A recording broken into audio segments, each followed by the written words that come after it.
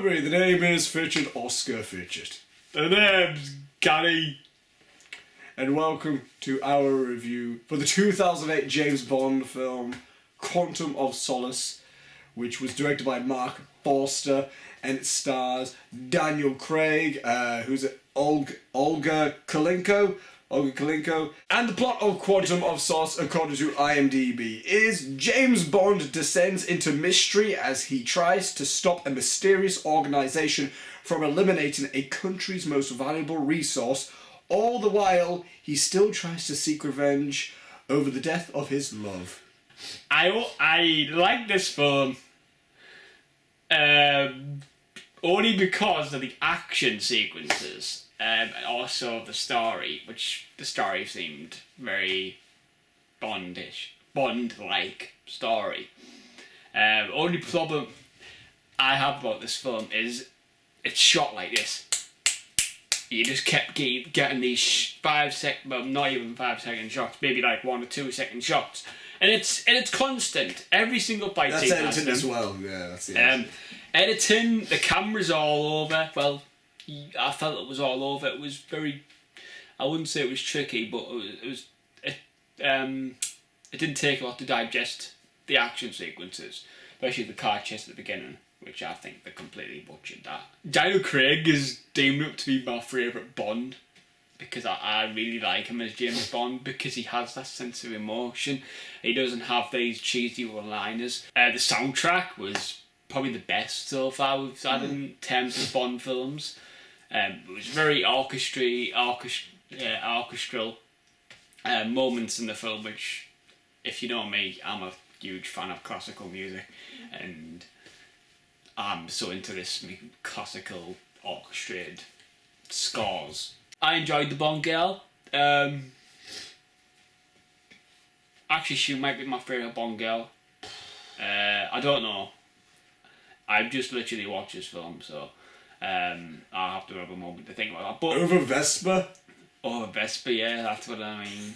Probably my second favourite Bond girl, because she felt vulnerable yet again, but she had that great acting sense.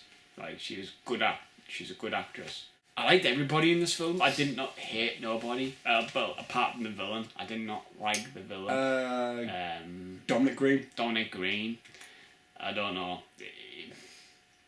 Yet again, he relied on other people to do his dirty work for him, which... You're not a fan of the traditional Bond villain in the sense of like they have henchmen? I don't mind to have henchmen. It's just when they want them to be a bit more intimidating? Yeah. Like the villain, Sanchez in License to Kill. Yes. Like, even though he had henchmen, he was still a guy that was pretty... He could cause harm. Yeah, but this guy, he looked a bit... Nah. Weasley type of thing. This guy probably couldn't hurt you with a 10-foot basketball. My thoughts on Quantum of Solace is, it's not a bad film. I don't think it's a bad film at all. It's not really it's not a great film as well. I think it's a okay film. I think it's good. It's better than some of the ones that we've seen. I think it's by no means one of the worst films. I just think this film was really affected by the writer's strike in the sense of like it didn't feel finished at points. Like there were moments where there were plot points that were going along and nothing really kind of got resolved, or like, it just felt like it felt more like a generic action film than it did a Bond film in the way that the story was set out and the way it was shot, especially the way the film was shot and the way it was cut was much more like a transporter film or just a generic Jason Statham film. And there's moments in this film where I'm looking at an action fight scene, specifically the moment where Bond gets ambushed with the guy by a knife, and there's a fight scene there, and I can see there's moments in that fight scene where I'm like, oh, this looks like a really excellently choreographed, well done fight scene. I just can't fully appreciate it because of the editing and the way it's shot. You know what I mean? The action's good. The action's really good in this film.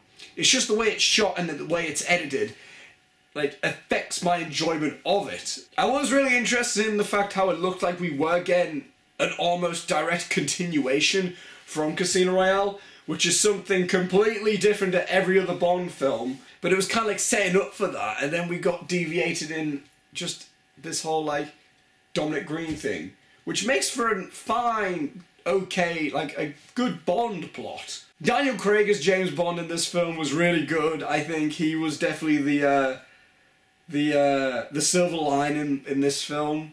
I say silver line, I don't mean this is a bad film, but I do think he's better than the film is. We get to see a lot more of him being Bond in the film as opposed to Casino Royale, which he was good in Casino Royale, but he didn't feel like the Bond that we know, which was fine for that film because it was an origin thing. This one, he does feel like Bond in full motion, the way he just talks, the way he, you know, his whole attitude towards things. It feels completely like Bond. I do feel he's quite suave when he needs to be. But he is good at being serious. And the Bond girl, Olga Kurylenko, I thought she was fine. You know, she's not bad, but she's not great. You know what I mean? She's good.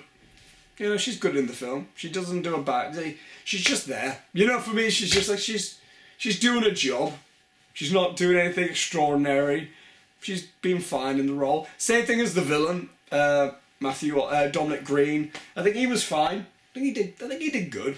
Like again, he's the typical type of Bond villain where he's more of like he's more like my plan, my master plan. He's got people behind him doing the dirty work, which I mean I'm fine with. They're not the type of villains that I'm more compelled to, but I mean I'm fine with them. They don't offend me or anything. The score I think is really good. I like the whole different types of styles in this film. Like when we're in Italy, we get more of Italian style music. When we're in what was it, Haiti? Bolivia. Yeah. So yeah, when we're in there, you know, we get some cool style, that type of music. You know, the music does do a good job at changing itself for the location that we're in. I think you can enjoy this film quite a bit if you just look at it as an action flick. I do think that this is an enjoyable film if you just look at it as like, oh, let's watch an action film rather than let's watch a Bond film. So, and not even like a film either, you know what I mean? Like if you try to look at it, this is a film, you're going to be critiquing it, you're going to be nitpicking bits and pieces about it. As soon as the film started and the action scene opened, and I noticed as soon as, you know, the opening car chase happened, I was like, okay, so it's an action film. It's not a Bond film, it's an action film. That's what this film's being made as. That's what this film is presented as. So I just immediately just accepted, okay, I'm going to try to view this as an action film. And I did, and I had fun with it. Definitely not one of the worst, definitely not one of the best. It's a good action flick, it's fun. If you want a fun time and you want a bit of Bond in that fun, I would definitely recommend Quantum of Solace for that regards, but yeah, it's okay. I like it, it's fine. It's harmless. So guys, thank you for watching our review for Quantum of Solace. What do you guys think of Quantum of Solace? Comment below, let us know what you thought of the film or our review for the film. Also, while you're down there, look at the description for the Twitter links for everyone in the Heel crew, as well as the Facebook page for Heel Pictures. And till next time guys, we shall see you later, and